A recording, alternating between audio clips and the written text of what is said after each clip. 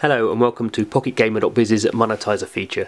This is where we look at free-to-play mobile games, particularly their in-app economies. So the game we're looking at today is one called Tank Nation.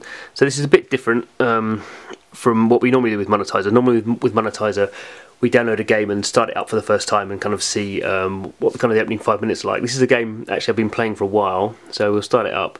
There's just a few things I kind of thought would be interesting to kind of point out. So it's from a startup called Wormhole Games.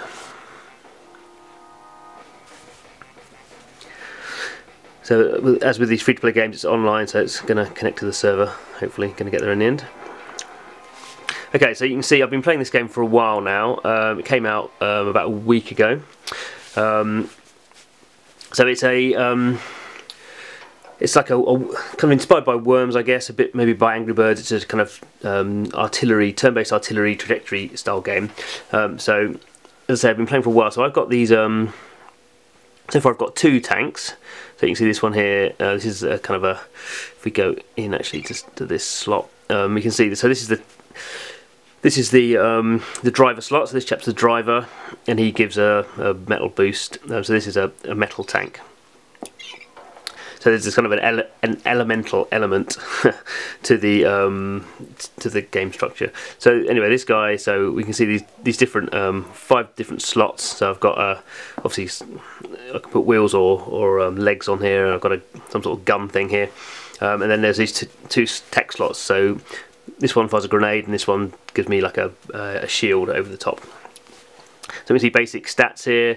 If you want to swap something out, I can swap something out. Probably I don't have anything else in the inventory, so I'll swap that one back in. And also, as you'd expect with a free-to-play game, you have these upgrades. So to upgrade my, so it's level 8 at the moment. So you can see all these. This is the upgrade. So upgrading is done with bolts. So we see my bolts total here. I need 7,200 to upgrade. I've only got 1,600 here. Actually, this one is at level 10, so that's the maximum level. I can't level this one up anymore. Another thing you probably can't see here, each one of these slots has a kind of a little kind of battery with a number next to it. That's because it's a turn-based game. You get kind of a certain amount of kind of action points within each turn. So that kind of shows how many action points you're using up. So, and you can see this is just my.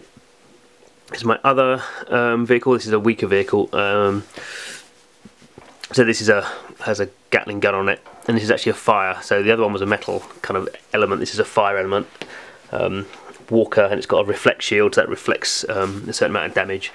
And the same metal barriers before. So we can see here. This is the bolt. So this is the soft currency.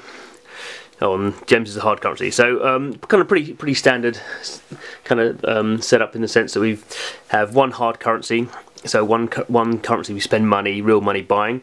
So that's gems. So it goes from, and this is a kind of what we consider pretty standard kind of setup. So there's 5 different kind of options, ranging from $5. That's £2.99 English money. So that's $5. Ranging up to $100 or 60 or 70 pounds. And then also, so the bolts are the soft currency. So we buy gems, which are used for various things, which we'll go into. But also you can convert them into bolts. So I mean, I don't really have any. I have 5 gems at the moment, so it's not going to get me very far. But if I had 300 gems, I could convert that into 6,000 bolts. And actually, the ratios of these. Sometimes if you're converting more, you kind of converting larger amounts, you get a better kind of discount. So something we call the discount currency ratio. In this case, you get 20 bolts for each gem on this. So these are all exactly the same. For these hard currencies, the more you spend, you get a slightly better deal. So for each dollar you spend at the cheapest level, this one here you get 80 gems for each dollar you spend. If you spend $100, you get 112 gems for each dollar you spend. So that's a ratio of 1.4 if you do the maths. Anyway, enough of that. So that's kind of this is the tank kind of garage thing. So you can see there's another. When I get to level 10, I can unlock another slot. So kind of as we've seen, kind of parts are an important element of the game. if I have parts that I kind of capture, I can sell them for bolts, 500 bolts normally. There's also a parts shop. So this is where we kind of make some parts. So there's basic parts, quality parts, elite parts, not here yet. So as we kind of expect with the quality parts, if I want to spend gems, 320 gems, I can make a quality part. Basic part, so there is another currency, which is this one here. So tank tokens, I haven't got enough tank tokens, but tank tokens are a multiplayer. You earn them via playing multiplayer games, so you can't actually buy them at all. So they're, I mean, they are a soft currency, but they're kind of I'm kind of seeing this more in games. They're kind of like an activity currency, really. So it's a good way, I guess, for game developers of encouraging people just to play the game and not kind of worry and have a part of the game, I guess, that can't be that is kind of out of the monetization loop. I mean, this is a big kind of, often you get kind of arguments about we don't want to make our game kind of pay to win. I mean, that's a different argument, but we're kind of seeing more of this kind of just encouraging people to play the game to get this kind of currency.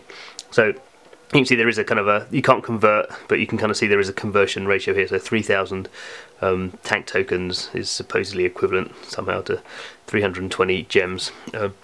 And 320 gems is about, well, 400 gems was $5, so you can kind of see some sort of rough kind of parity there.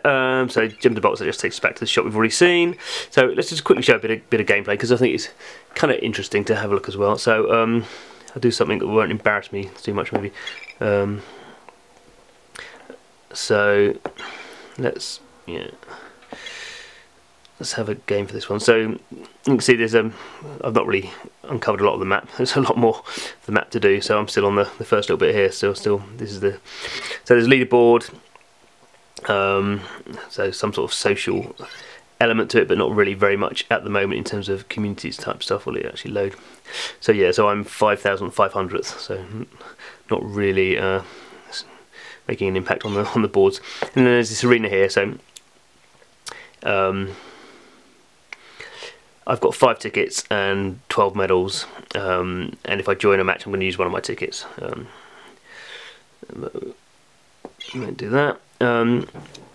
So you can see here there's XP, so that's my level, which is basically used for matchmaking. And you probably can't see it, but also there's like a little fuel here. So there is fuel again. So I've got 15. A capacity of 15. I've only got 4 at the moment, and you can maybe see it's like a little countdown here. So my next fuel I'll get in just under 3 and 3/4 minutes.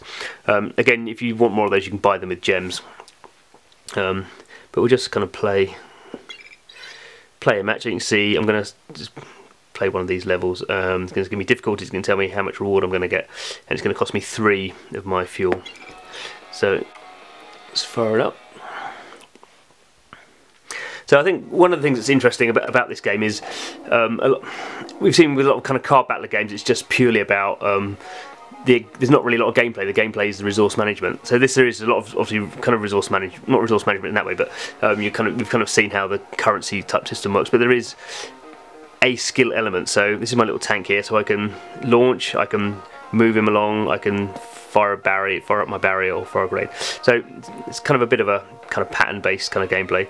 So I'm going to fire a rocket. I've got 3 energies per go, so I'm just going to pull it back. So it's a bit, this is like the Angry Birds or the, I guess, the Worms type thing.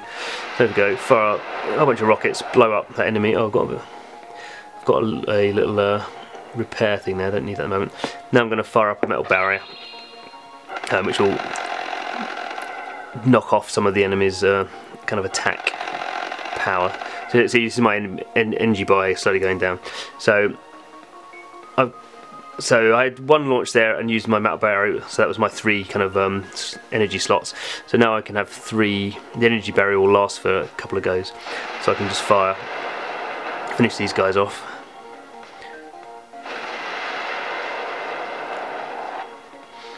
That's my last go of this in my 3rd unit.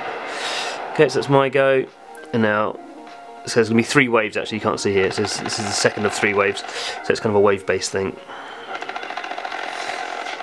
And as we can see, these are fire tanks. So this is kind of like the other ones I had in my garage, and they're all going to have a go. Yeah, the bigger ones have more turns than the other. So that's my turn. So, while I say this is kind of skill based, obviously this is not a console type kind of. Oh, I've missed there, so proving a bit wrong. But you know, this is a kind of fairly lightweight kind of skill gameplay. But it's some sort of skill. Actually, you can do a bit of kind of strategy, light strategy in terms of moving around. Which particularly, if you have got a walker vehicle, if you have one of the Gatling gun vehicles, it's a bit more useful to walk around.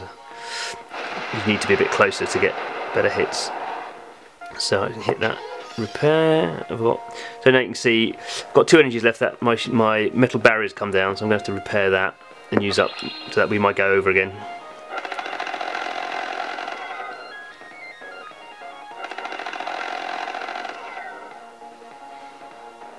So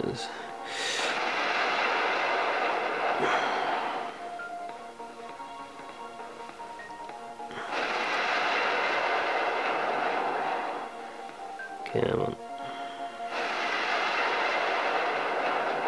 So this is going to be the last wave. So you can see these are all things I'll pick up. I can pick them up now if I want to, but there's not a lot of point. I'll just get him at the end of the level. Oh, so he's going to have a little move forward. Okay. AI's getting clever.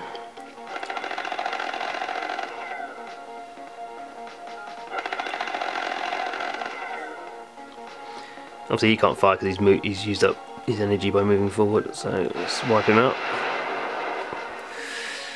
It's going to be another go, isn't it, I think.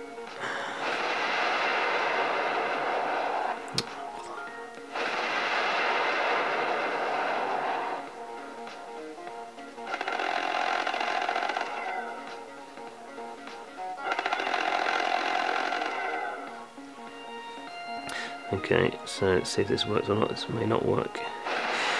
I'll get him in one go.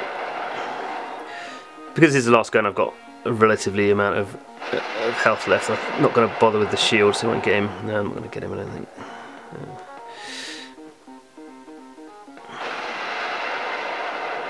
Yeah, got him. Okay, that's good. So there we go. So that's all the stuff I collect. So you can see it's pretty kind of standard in that turn-based thing. So I've got some new parts, so I can keep those or sell them if I want to. I've won some XP and won some more bolts. So you can see actually I've won 250 bolts. These would be 500 each, so I've won less than 1,000 bolts, which doesn't really give me very much upgrade capacity. But anyway, so yeah, so that's Tech Nation from Wormhole Games. Just kind of a startup out of the US. It's its first game, so. Came out a week ago. We'll be looking to see kind of what success it has. I think in some ways it's interesting because it uses very standard kind of monetization in terms of its hard currency, and as we said, kind of uses this multiplayer currency, and obviously uses stuff like fuel that we've seen many times before now. But I forgot what I was going to say. But I think, yeah, interesting in terms of, I think we're moving away from these kind of card-based games, and you could even argue even like kind of Clash of Clans type games where there's not a lot of kind of active strategy going on there, not a lot of tactics going on. You're kind of dumping your troops down and off they go kind of thing. I think we're kind of going to see a bit more a